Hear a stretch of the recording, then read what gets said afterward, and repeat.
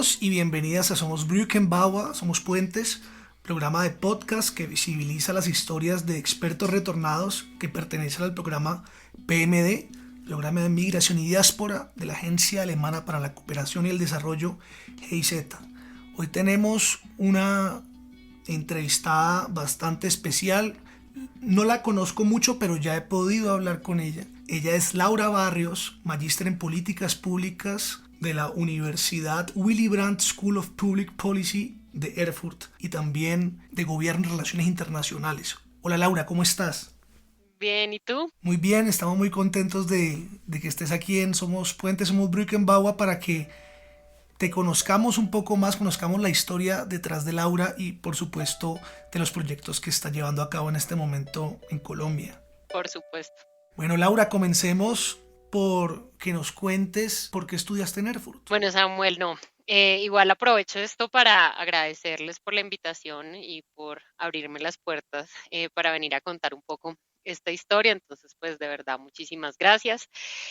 Bueno, mi decisión de estudiar en Erfurt nace desde el primer contacto que tuve en Alemania, pues con este país maravilloso, y fue a los 17 años, cuando precisamente después del colegio me fui a hacer un intercambio allá con una familia alemana. Viví en Berlín un año y pues digamos que la familia o mi mamá alemana, como le digo de cariño, era bastante estricta con esto de que tenía que aprender alemán y demás, y eso me hizo pues meterme bastante en la cultura alemana y quedé pues enamorada. Yo quería quedarme a estudiar allá también mi pregrado, pero mi mamá, bien colombiana, me dijo que no, que estaba muy chiquita, que tenía que regresar, etcétera, etcétera. Entonces yo, bueno, regresé a Colombia, estudié mi pregrado acá y apenas em, ya me iba a graduar, yo le dije a mi mamá, bueno, ya te cumplí, vine a estudiar el pregrado, ya es hora de regresar a Alemania.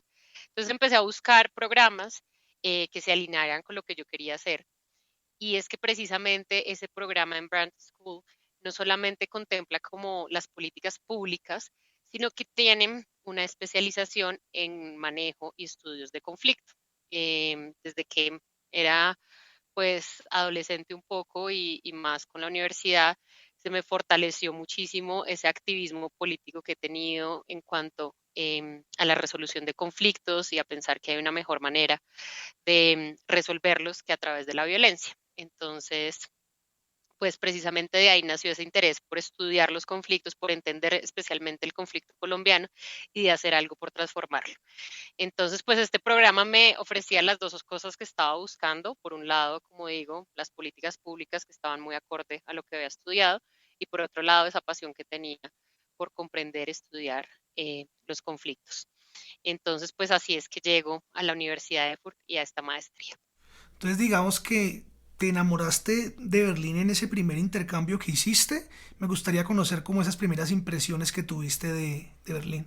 Sí, no, o sea, comenzando que fui muy, muy afortunada porque, bueno, en este momento no tengo exactamente la cifra de colombianos y colombianas que viajamos ese año con AFS, que fue la organización con la que fui, pero éramos por ahí unos 30, yo creo, y de esos 30, yo fui la única que quedó en Berlín. Los demás quedaron en ciudades y pueblos Increíble. bastante, sí, chiquitos, y todos me envidiaban porque decían, ¿por qué tú sí quedaste en Berlín? O sea, todos de verdad habían quedado en pueblos muy chiquitos y pues ustedes deben saber lo que son los pueblos en Alemania. Sigamos hablando de eso y vámonos de una a hablar de pueblos.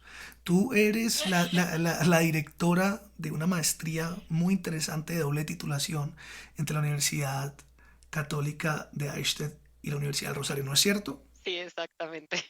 Quiere decir que conoces Eichstätt, que es un pueblo, o sea, tú tienes esa mirada, ya viviste en Berlín, en Erfurt, pero cuéntanos por qué una universidad en un pueblo como Bavaria, cuéntanos de esa relación entre la metrópoli, tu universidad y la Universidad de Eichstätt en un pueblo. Pues mira que es muy interesante. Yo cuando acepté, bueno, digamos, esta oferta de ser la directora de esta maestría, no conocía a Eichstätt.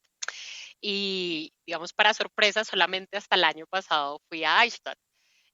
Claro, a mí siempre me habían dicho y pues había averiguado también por mis propias fuentes que Eichstätt era un pueblo, pero fue muy chistoso cuando llegué en octubre del año pasado y la que es pues mi par, pero en Alemania, que también coordina la maestría, pero en Alemania, me recoge ahí en la estación y bueno, empezamos a caminar y literal, no te miento, 5 minutos después me dice, bueno, ya, esto es todo. Y yo, me estás molestando, ¿cierto? Y me dice, no, esta es la plaza central, o sea, lo que se podría contemplar un poco como la plaza central del Sí. pueblo y ya, o sea, de resto no hay mucho más. Y yo, ok, no.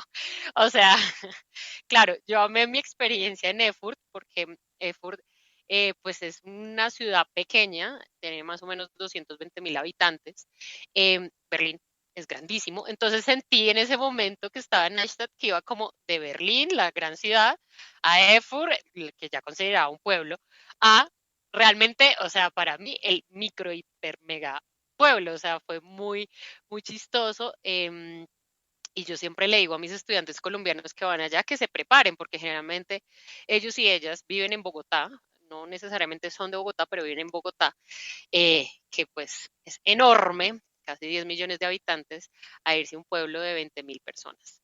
Entonces, realmente pues tienen que tener no solamente la capacidad para abarcar los temas de la maestría, y bueno, de ahí contestando un poco tu pregunta de por qué la Universidad de Eichstätt, es que precisamente esta universidad tiene el Centro de Estudios de Latinoamérica y particularmente tienen una gran profundización en los temas de memoria. Entonces, cuando empezó a gestarse la maestría, más que por el pueblo, sino era por los contenidos de la universidad, dijimos, pues, qué interesante aprender de un lugar, una experiencia como la alemana, en donde llevan años en su proceso de reconciliación, de construcción de memoria histórica, pues en este momento tan importante para nosotros los colombianos y las colombianas en la construcción de paz y un proceso de transición que estamos llevando a cabo. Eso fue prácticamente en 2016 que la empezamos a gestar. ¿Cómo has sentido el interés como directora de los estudiantes alemanes por el conflicto colombiano y más que el conflicto, por la cultura, por los, por las tradiciones, por la historia? ¿Cómo lo sientes tú desde tu posición de ya una persona que estudió en Alemania pero que ahorita dirige una maestría de doble titulación?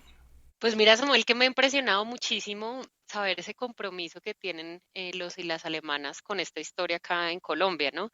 Y te lo digo porque ya vamos para la cuarta cohorte en Alemania, lo cual es bastante, que han venido acá al país. Y con las primeras cohortes pasó algo muy bonito, y es que si bien algunos y algunas habían estado ya un tiempo en Colombia, pues no conocían a fondo y a profundidad, pues, em, la historia y cómo ha sido como toda la coyuntura acá en el país. Eh, y pues vienen acá con ese compromiso y entonces nos pasó algo con la primera corte y era que algunos estudiantes se querían ir a Tumaco, se querían ir a Tibú, se querían ir a unos lugares que pues tú me entenderás que uno como colombiano se le dificulta a veces ir, pero además necesita una red de contactos y de protección y de seguridad enorme, pues para evitar tener algún problema de seguridad, ¿no? Y pues la embajada de Alemania es bien estricta con los lugares en donde ellos pueden ir y no pueden ir. Entonces, pues fue algo muy bonito en el sentido de saber cómo ese compromiso de que se querían pues meter a estos lugares, pero también un sentido de responsabilidad enorme desde la dirección del programa y desde toda la estructura de la universidad, diciendo pues no, o sea, no podemos permitir que tampoco se arriesguen, pero eso no los limitó y terminaron haciendo unas prácticas, porque la maestría tiene un componente práctico importante en lugares increíbles. Entonces yo te puedo hablar de una chica que ha pasado más de un año acá en Bogotá con una comunidad indígena, los Embera, y ha hecho todo su trabajo ahí. De otra chica que trabajó en la Comisión de la Verdad en la parte de género, mirando la violencia diferenciada contra la comunidad LGBTI. Bueno, y en la segunda corte tengo un chico que fue a Neiva a trabajar con familiares de personas desaparecidas precisamente en su búsqueda. Tengo una persona que trabajó en Cáritas Colombia, yendo a un montón de lugares, pues ya con la protección de Cáritas, en el Huila, en el Cauca.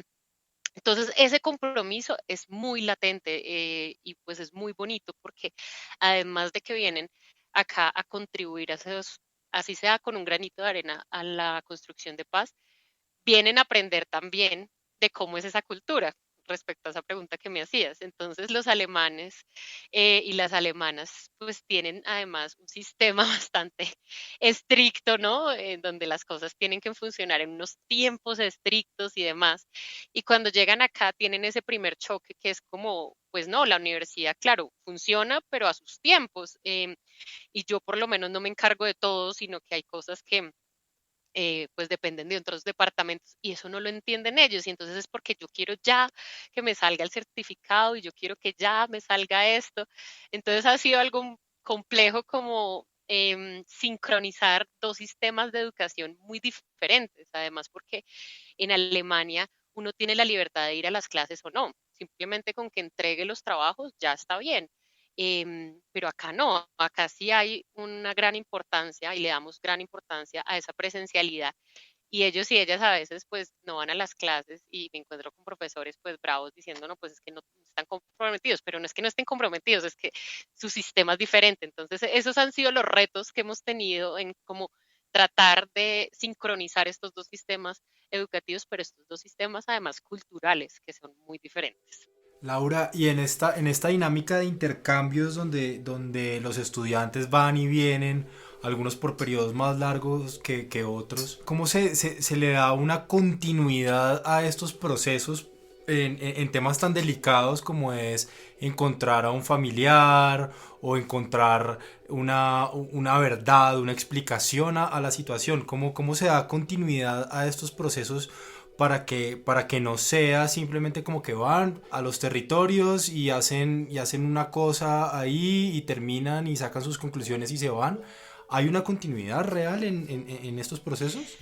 Pues mira, Camilo, para serte honesta, yo creo que eso depende muchísimo de cada estudiante y de cómo se ven y cómo es su proyecto de vida, ¿no? Porque si bien la maestría es en Colombia el segundo año, pues muchos de ellos y muchas de ellas también quieren trabajar en otros países y quieren pues continuar, digamos, en el ámbito de la cooperación internacional o quieren regresar a Alemania y trabajar desde allá. Pero pues lo que yo he visto de las dos cortes que ya han terminado estos procesos es que siguen comprometidos y siguen ligados a las organizaciones, pero ya no de manera formal y con los requerimientos que les pedimos desde la maestría y desde la universidad, sino más desde sus intereses privados. Entonces, por lo menos este estudiante que te digo que estuvo en Neiva trabajando con familias de personas dadas por desaparecidas, pues ha seguido con ellas, ellas lo llaman para preguntarle, para decirle cómo que puede hacer, y él en este momento no puede estar ya en Colombia por un problema personal que tuvo, pero sigue en Alemania trabajando con ellas y sigue estando en contacto con ellas. Entonces yo creo que eso ya es, o sea, nosotros como programa no podemos obligar a que ellos continúen esos lazos, pero su compromiso es tan grande que lo han hecho. Y como te digo, por ejemplo, la estudiante que estuvo inmersa un año, ella no necesitaba, ella solamente necesitaba una tesis y así como tú dices, sacar la información, las conclusiones e irse, pero no lo hizo y sigue allá y de hecho no ha entregado la tesis porque quiere seguir allá con la comunidad. Entonces eso ya depende de cada uno de ellos.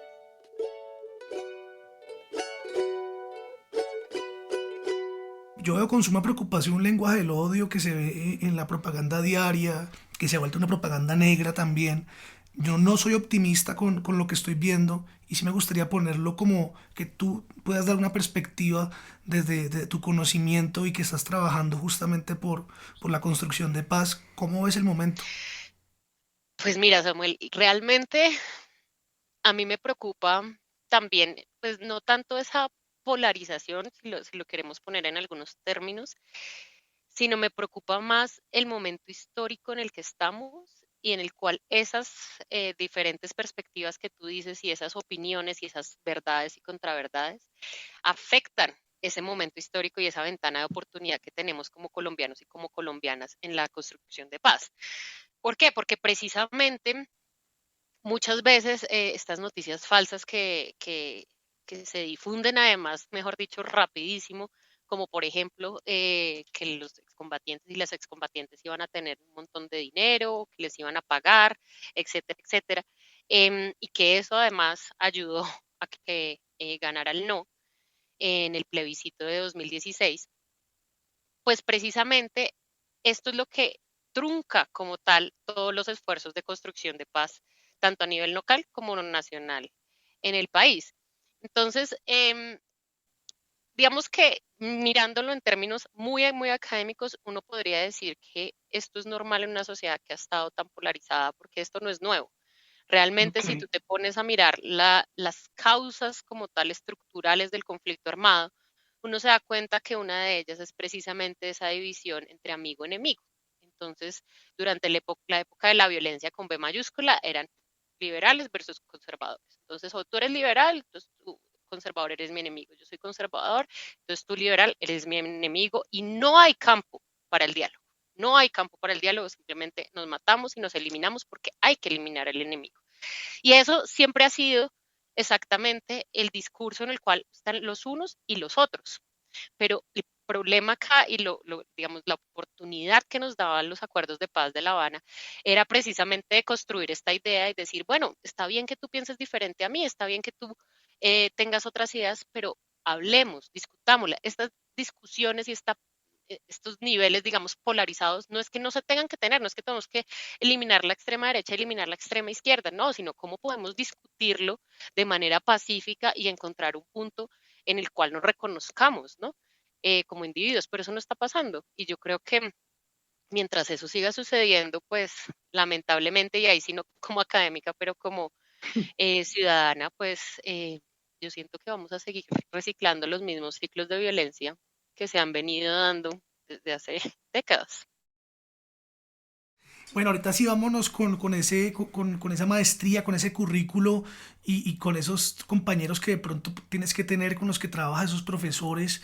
Me gustaría conocer cuál es el aporte de Alemania mediante la metodología, es decir, que autores ven, por ejemplo, sé que Thomas Fisher tiene que ser demasiado influyente en este currículo, no sé si él lo ayudó a construir, si ustedes trabajan de la mano de Thomas Fisher, que estudió mucho la historia del conflicto colombiano, o de pronto Stefan Rinke en Berlín, y me gustaría saber si ellos de verdad desde sus conocimientos o sus estudios de Latinoamérica están aportando para esta maestría.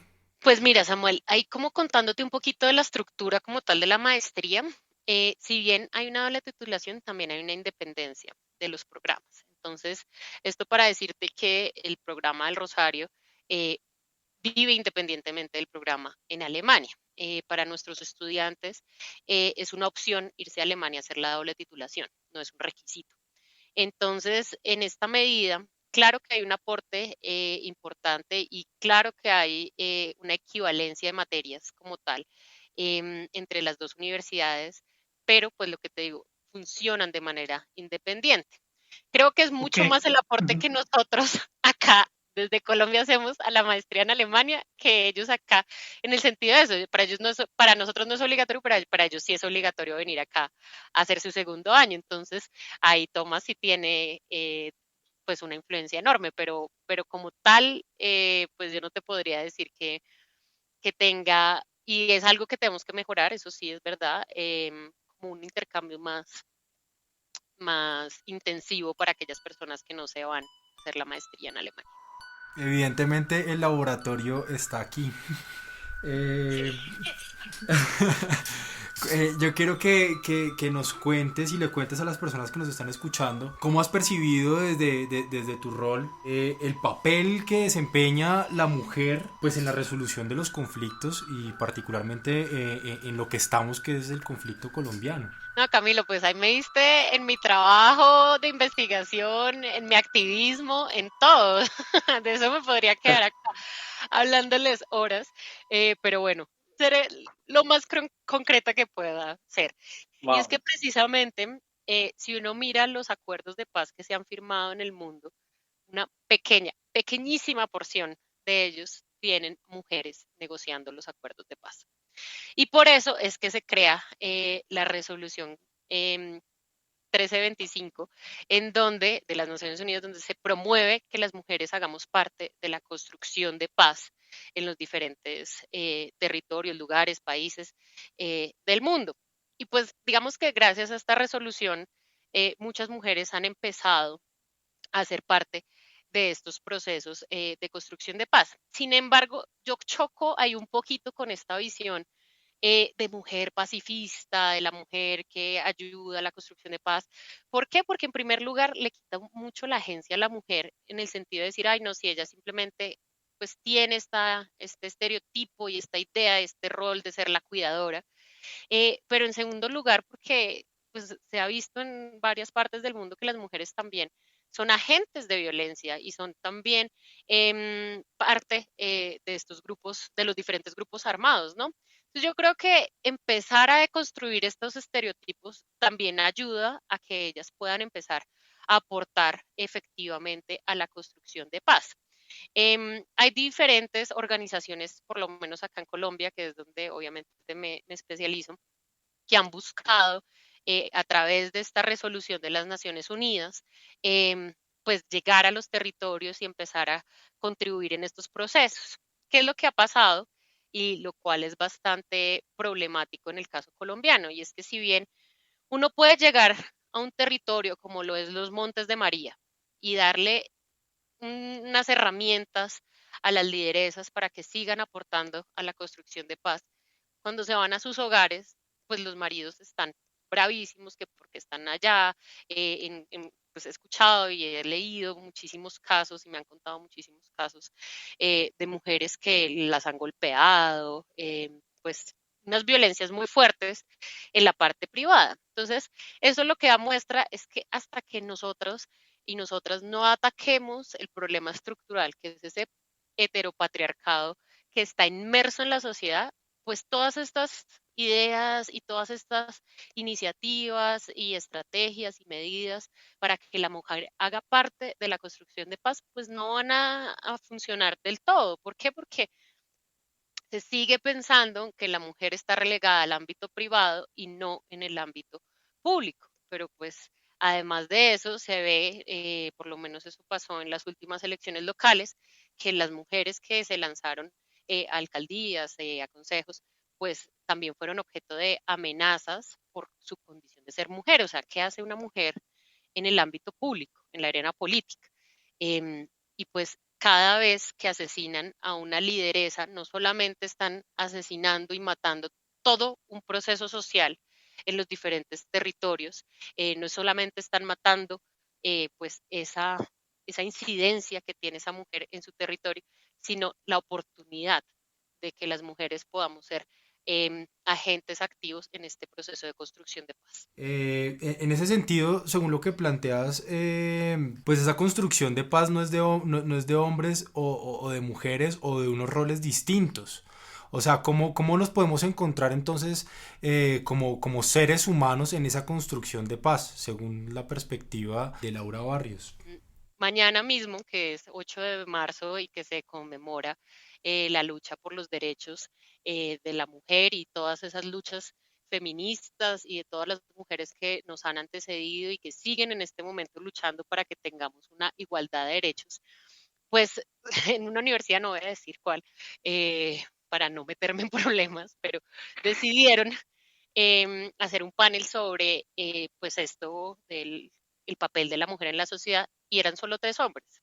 Entonces yo digo, ¿en qué medida 3 hombres van a saber lo que uno como mujer vive en una sociedad como la nuestra, que es tan machista, tan patriarcal, etcétera? Entonces la academia, créeme que es el lugar más indicado para ver esto, donde ponen a las mujeres como relleno, las ponen o en la moderación de los paneles como para decir que hay presencia de mujeres, o ni siquiera las ponen y no les importa.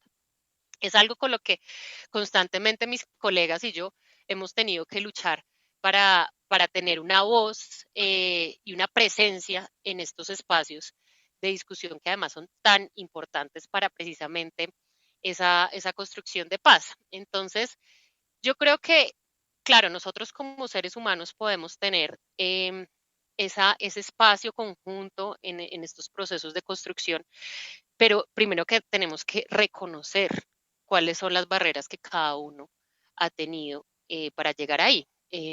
Yo estoy, mira, en la maestría tengo el honor de tener prácticamente todas mis colegas mujeres, pero a todas y todas compartimos ese sentimiento de que siempre si llega un hombre, a él se le reconoce más, se le difunde más todo su trabajo, se le invita a más espacios.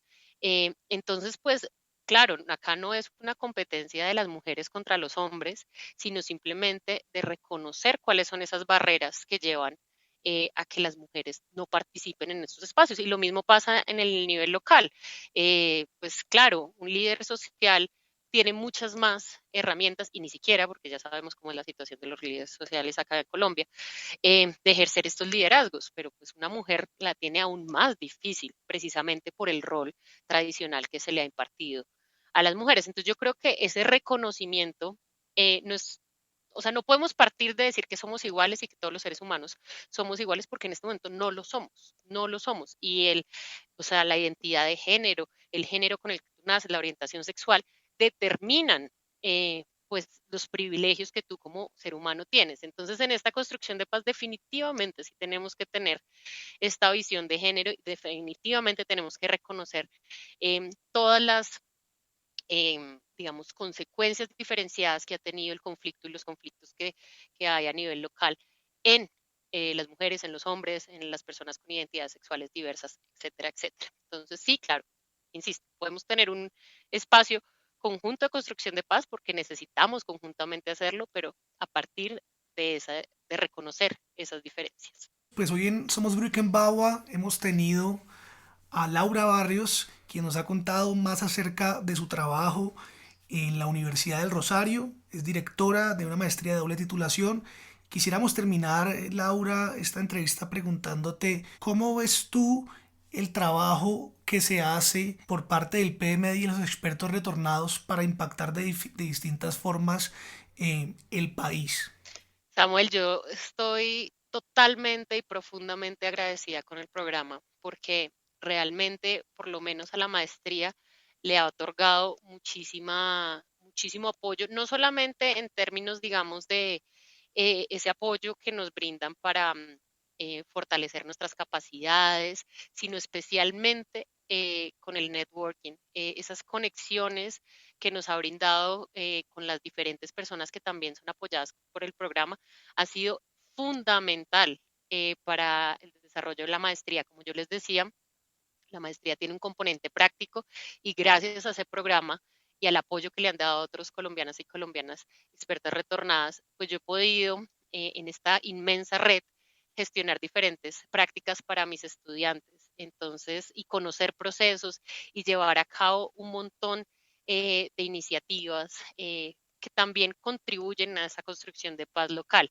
Entonces, yo creo que esta apuesta de la GIZ por apoyarnos es muy importante porque además no solamente evita lo que se conoce como la fuga de cerebros, sino que estando acá nos permite crear una red solidaria que le aporte al país en diferentes ámbitos. Si tienes algo para decirle a estas personas que están dudando si volver o no volver, si venir a compartir lo que tienen para dar o quedarse allá, ¿qué tienes para decirle a estas personas?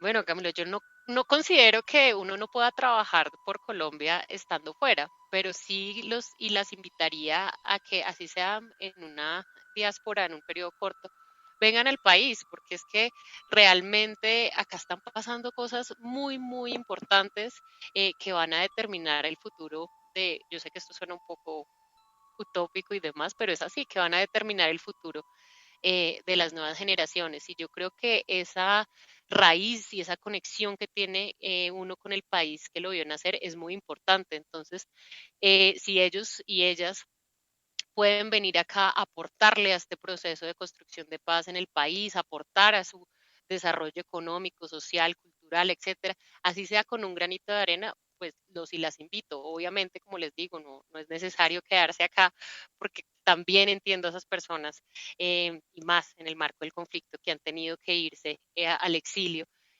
Pero pues denle una oportunidad a Colombia porque acá están pasando cosas muy interesantes y las necesitamos para que en conjunto podamos seguir construyendo colectivamente este país.